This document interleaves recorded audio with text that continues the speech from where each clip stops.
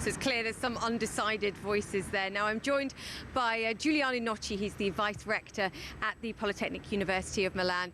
You have an interesting take on what happened this week. You said it's much ado about nothing. Yeah, a lot of rumors, but let me say a lot of humor, because nothing changed. We have the same government, same parties supporting and same ministers, so really nothing changed.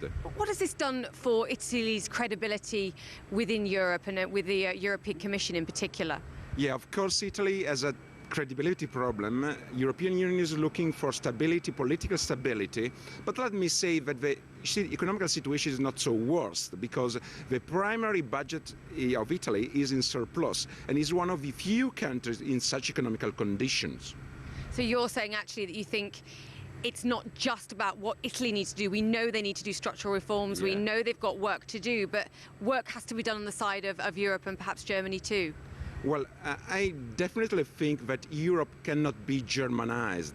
I mean, austerity is worse now. It will lead to unemployment. So what I really hope for Europe and for Southern Europe, of course, is that Germany, the new German government, will change its austerity policy. The problem of Germany is that its trade surplus implies economical disequilibrium in Europe. So to solve the problem of Southern Europe, these countries must do a lot of changes, but even Germany must change significantly.